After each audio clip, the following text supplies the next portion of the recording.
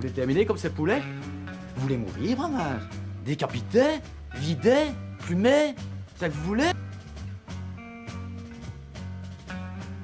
Et il y a une association qui était chargée de débroussailler un abri troglodyte, enfin les abords, les abris d'un abri abandonné. Et quand ils se sont approchés, les personnels sont tombés sur 3 hommes qui se sont enfuis à bord d'une camionnette blanche.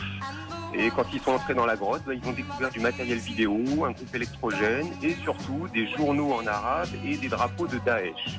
Alors immédiatement, ils ont prévenu la police, tout le monde est arrivé sur place, police, gendarmerie, sous-préfet de Saumur, procureur de la République, identité judiciaire, police scientifique, etc. Et 2 heures après, on sert une jolie version à la presse qui est qu'en fait, non loin de là, à Saumur, il y a un centre interarmé de défense nucléaire, radiologique, biologique et chimique qui réalisait là en fait un exercice de formation. D'accord. Bon.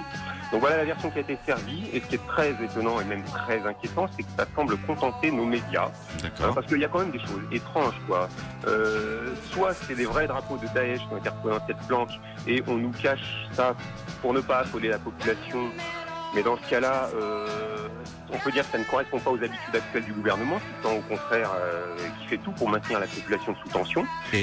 Et surtout, soit il s'agit de vrais drapeaux de Daesh, et d'un exercice de formation. Et dans ce cas-là, déjà, pourquoi la police n'a pas été prévenue de cet exercice comme ça se fait normalement? Et surtout, pourquoi la presse n'a pas parlé?